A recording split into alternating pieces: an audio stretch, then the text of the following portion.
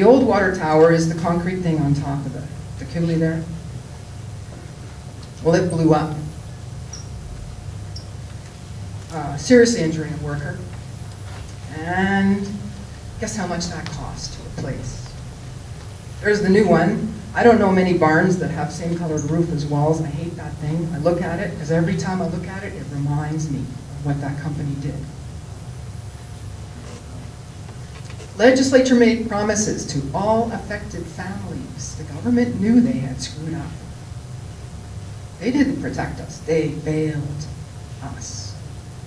So they promised permanent water, safe alternate deliveries, regardless of whether the gas was from natural flow or not. The one thing you have to remember too is natural gas is natural, right? What is not natural is brute force, using man-made machines to force it to let go. They're refusing to share the data, but they shared it with Encana. They said the data was confidential. How come Encana gets it? Important data they wouldn't release to me on my water well, and after inquiry by the Commissioner's office, suddenly Alberta Environment said, oh, we threw it out. Sometimes they came and sampled our wells. We don't know what they did to our wells without letting us know, and when we weren't home. And in the midst of all this, that's when they were drafting the baseline testing standard. And it's not very good.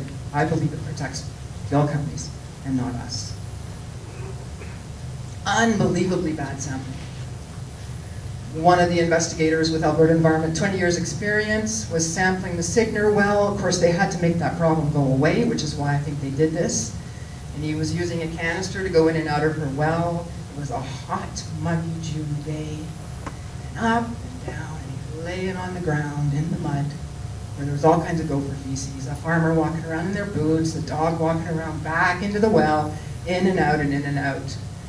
And there were 7 elders from the Yukon there at that time. So I said to the investigator, don't you think that could be contaminating the water well? And he later appeared at my property, uninvited, and said he had re-sampled. Because yes, he agreed, but they ought to have shock chlorinated that well. They tested that well a month prior, no E. coli. Those tests had E. coli. And the Research Council used that to shame us. Oh, you dirty water well owners, E. coli, you don't take care of your water wells. He didn't witness that sampling. We reported that sampling. He did not correct his reports. Where was the ERCB? You saw all those toxic petroleum and red flag indicators of petroleum industry contamination. The ERCB is supposed to get involved when there's those type of indicators.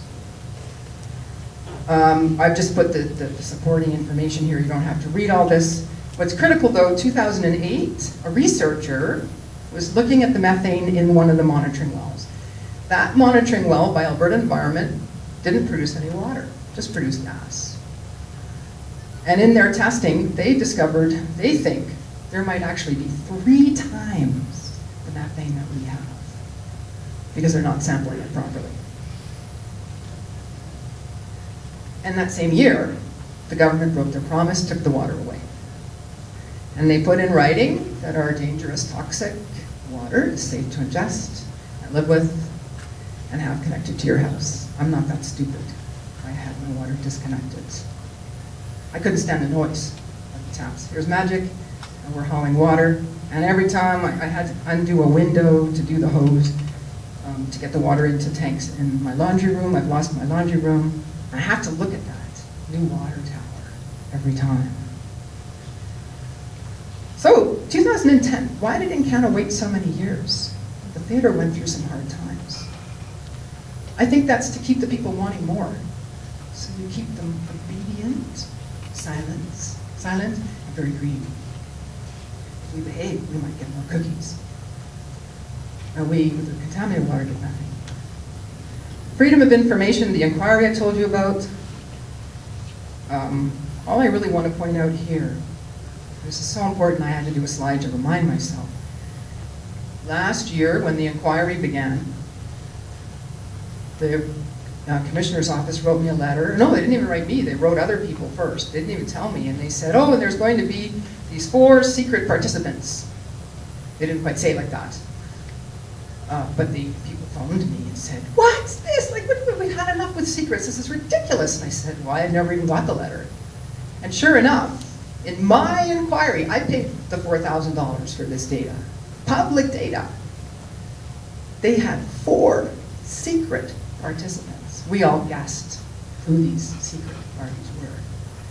Well, I wrote letter after letter, and others wrote letters. I've written so many letters, I can't believe it. Just before I went to New York, we found out who they were. And there they are in red. Your suck and blow at the same time regulator was a secret participant in my inquiry. How dare they? They should have said, no, no, no, no, it's not ethical to be a secret participant.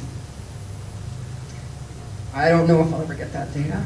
Sad, sad, I'm sorry, I can't let you go yet. My crack story isn't done yet.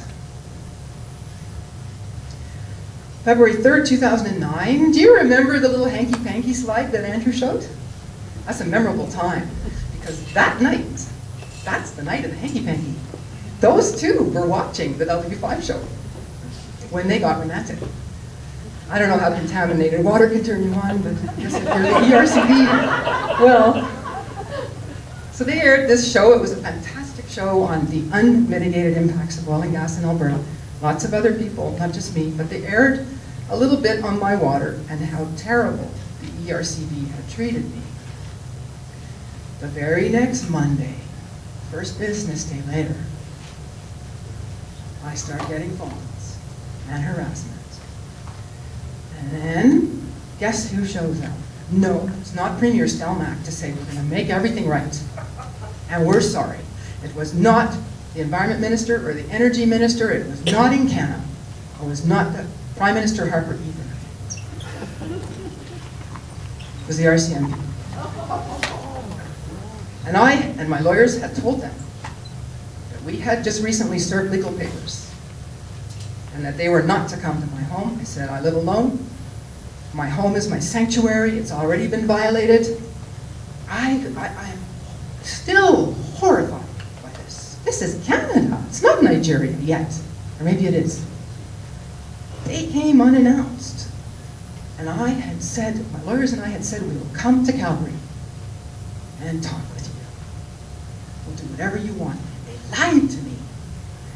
And I cut them at it. They said, well, we heard you're really good with Alberta landowners, and you've got a really good understanding of the environmental impacts, and we want you to train us.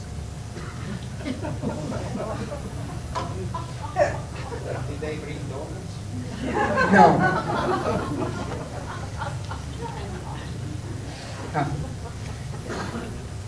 So I caught them, I told them to, and they showed up. And I knew they were coming.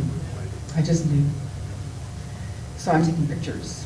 And this guy says to me, the taller one, says, he heard me. He says, you can't take pictures of us. We're undercover. I said,